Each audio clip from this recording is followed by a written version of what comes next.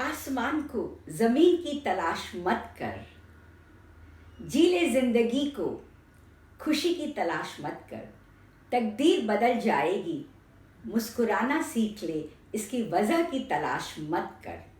Hello friends, positive vibes में प्रभा लोढ़ा आपका स्वागत करती है। आज एक नई सकारात्मक कहानी के साथ। अभी हमने देखा कि खुशवंत सिंह जी ने आत्महत्या कर ली। बहुत बड़े कलाकार थे, जिंदगी में उन्हें सब कुछ मिला, लेकिन फिर भी वो निराश हो गए। इसी पर आधारित आज की कहानी है। एक 14-15 साल का लड़का अपने पिता के पास आया और बोला, पिताजी मेरे जीवन का क्या मोल है। पिता ने कहा, रुको मैं तुम्हें बताता हूँ।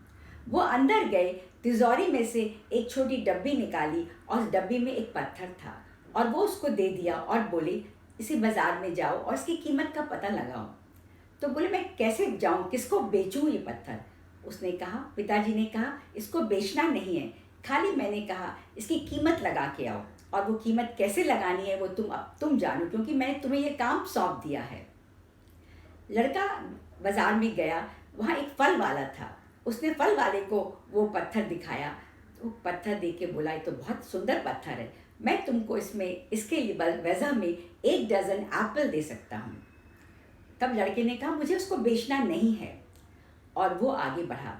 आगे बढ़ने के बाद उसे एक फल वाला मिला जो सब्जी भी बेच रहा था। उसने देखा, उसने उस सब्जी वाले को वो दिखाया और बोला, इसकी कीमत क्या होगी। तो वो बोला, मेरे पास कुछ आलू हैं, मैं तुमको 2 किलो आलू इसके बदले में दे सकता हूँ। तब लड़के ने कहा, मुझे इसको बेचना नहीं है, मुझे इसकी कीमत चाहिए थी, और वो आगे बढ़ा। आगे बढ़ने के बाद वो एक इमिटेशन ज्वेलरी वाले के पास गया। जब उस ज्वेलर ने उसके पत्थर को देखा तो उसकी आंखें चौंधिया गई। उसने कहा, ये पत्थर तो बहुत ही कीमती और बहुत चमकदार है, मेरे बहुत काम आएगा। उसने कहा, मैं इसके बदले में तुम्हें 2000 रुपये दूंगा। तब उस लड़के ने कहा, मुझे इसे बेचना नहीं है, मुझे खाली इसकी कीमत पता करनी थी, और वो आगे गया। उसने कहा, अलग अलग लोग इसकी कीमत निकाल रहे हैं, क्यों नहीं मैं एक पत्थर समझने वाले जौहरी के पास जाता हूँ। और वो जौहरी के पास गया और वहाँ पे उसने वो पत्थर दिखाया। तब जौहरी ने, जब वो अंदर गया, जौहरी एक मखमल का कपड़ा लेके आया और वो पत्थर को उसके ऊपर रखा। उसकी किरणें चारों ओर फूट रही थी। तब जौहरी ने कहा, ये तो बहुत कीमती पत्थर है, इसकी कीमत मैं नहीं लगा सकता। और वो कहा कि तुम ले जाओ और अपने पास ही रखो, ये बहुत बेशकीमती पत्थर है। अगर मैं अपनी पूरी दुकान के जवाहरात भी बेच दूँ, पर तुम्हारी इस पत्थर की कीमत मैं नहीं चुका सकता। तब वो बेटा अपने पिता के पास वापस गया और उसने बताया कि कोई इसकी कीमत आलू लगा रहा है, कोई इसकी कीमत सेब लगा रहा है, और कोई कह रहा है कि ये बेशकीमती पत्थर है, कोई रुपए में इसकी कीमत तोल रहा है। तब पिता ने कहा, रुक जाओ, कल और रुको, तब तुम्हें अपने प्रश्न का उत्तर मिल जाएगा। अगले दिन उसके पिता ने उसको वहाँ के एक संग्रहालय में भेजा। संग्रहालय की जो वहाँ पे लोग थे, जब उसने देखा, पत्थर को देखा, तो उनकी आंखें चौंधिया गईं। वो बोले, तो बहुत एक सुंदर कीमती पत्थर है।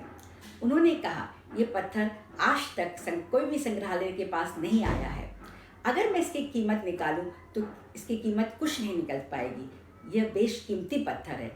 हर एक संग्रहालय में इसको रखा जाएगा और वो वहाँ पे इसकी कीमत कुछ भी नहीं, बल्कि अनमोल होगी, इसकी कीमत कुछ नहीं है। चाहे संग्रहालय को पूरा हटा दिया जाए, दुनिया में कोई भी इसकी कीमत नहीं दे सकता। तब बेटा अपने पिता के पास गया। पिता ने कहा, देखो, इसी तरह जीवन भी अनमोल है। अलग अलग लोग इसकी कीमत निकालते हैं, जो आसपास रहते हैं, जो किसी तरह के रहते हैं, वो बोलते हैं तुम्हारा जीवन ऐसे है, तुम्हारा जीवन वैसे है। लेकिन अगर सही समय में तुम्हें अपने जीवन का मूल्यांकन करना है, तो तुम स्वयं देखो, अपने परिवार वालों के लिए तुम कितने बेशकीमती हो, तुम अपने माँ बाप के लिए कितने कीमती हो, तुम स्वयं अपने लिए भी कितने कीमती हो, इसका कोई मोल नहीं है।